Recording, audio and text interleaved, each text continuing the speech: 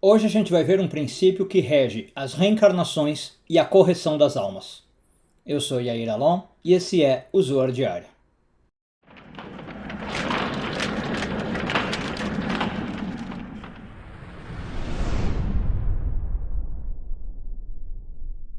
Essa semana continuamos a ler a porção de Pinhas, hoje focando nos parágrafos de 76 a 78 do Zohar, sexto ano de leitura. Bom, eu falei para vocês que o Zohar de Pinhas trata muito sobre dois assuntos, sobre cura, sobre medicina cabalística e sobre reencarnação.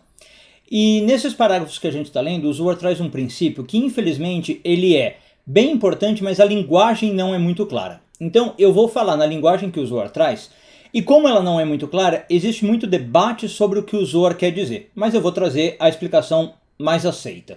Então o Zohar diz o seguinte: cada vez que a gente comete algo errado, que a gente na linguagem de Kabbalah chama de pecado, mas por favor não confunda com pecado religioso, tá? A gente traz uma energia de negatividade para nossa alma, às vezes também chamada de energia de impureza. E essa energia fica grudada na alma. E aí o Zohar diz que não há como a gente ir embora desse mundo sem antes limpar esta energia, tá? Ficou essa energia, a gente vai ter que em algum momento limpar. Pode ser que a gente limpe vivo, é até preferível, tá? Então, por exemplo, hoje eu fiz algo errado, ficou essa energia, em algum momento ainda vivo eu limpo, pode ser que eu tenha que limpar depois de morto, enfim, algum momento eu vou ter que limpar. Agora, o que o Zohar ensina? Que esta energia, ela afeta algum grau da minha alma. Portanto, a limpeza que eu vou fazer tem que ser no mesmo grau. E é esta alusão ao grau que é um pouco indefinida. A gente não sabe exatamente a que o Zohar está se referindo. Quando ele fala que afeta um grau e tem que limpar no mesmo grau, fica um pouco aberto à interpretação.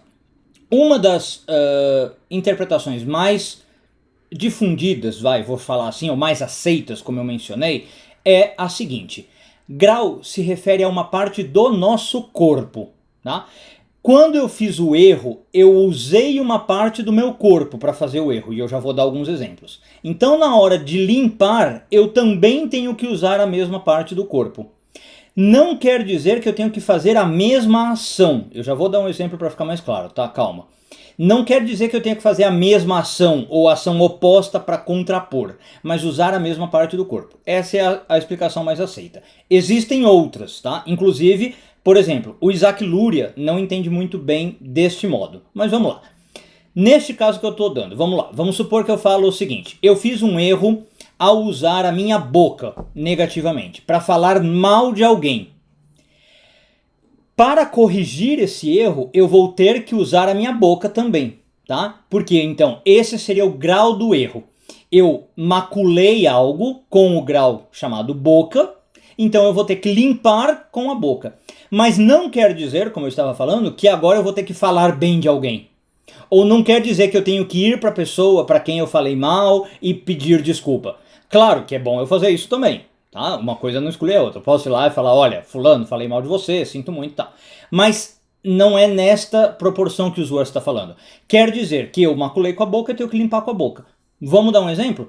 Quando eu vou rezar, pode ser que eu esteja limpando a mácula que eu fiz. Por quê? Porque eu rezo com a boca. Deu para entender? Quando eu vou comer, se eu comer com a intenção correta, eu estou limpando. Deu para entender? Qualquer ação positiva que eu faça usando a boca, eu limpei a mácula que eu fiz usando a boca. Essa é a lógica do grau, de usar o grau. Vamos dar um outro exemplo? Vamos supor que eu fiz algo errado com... vou até usar algo agora um pouco mais amplo. E vou sair da parte do corpo de propósito, para você ver a ampliação da definição. Vamos supor que eu fiz algo errado em questões monetárias. Eu maculei o grau monetário. Na Kabbalah eu até poderia dizer que o monetário envolve mão, né? Eu manipulei dinheiro, então, por exemplo, eu fraudei alguém financeiramente, no meu comércio, no meu negócio. Não quer dizer, de novo, que agora eu preciso ir lá e devolver o dinheiro. De novo, pode ser interessante, claro, eu reparar a pessoa financeiramente, pagar uma multa, ok. Mas não é disso que nós estamos falando para reparar a mácula espiritual. Agora eu vou usar o dinheiro positivamente para reparar a mácula espiritual. Ou, se eu for para a parte do corpo, como eu estava falando, eu vou usar o meu trabalho manual, usar as minhas mãos para fazer algo que, reparem, por exemplo, eu vou dar caridade, ainda que não seja para a pessoa que que eu fraudei financeiramente. Tudo bem? Eu vou usar o meu trabalho manual para gerar algo positivo e eu estou maculando espiritualmente. Então, a gente pode até dizer que existem dois tipos de reparo a ser feito. Um é o reparo físico do que eu causei de mal. Nos dois exemplos, vamos lá. Eu falei mal de alguém, o reparo físico é ir lá para a pessoa e falar: olha, fulano, peço desculpas. Tá? Talvez para quem eu falei mal, né, sobre o terceiro, fala: olha, eu não falei verdade, eu falei mal. No caso do dinheiro, retornar o dinheiro que eu devolvi. Esse é um reparo físico. E o segundo reparo é o espiritual, aí onde aplica a lei que o Zohar está ensinando. Onde o que importa é o grau.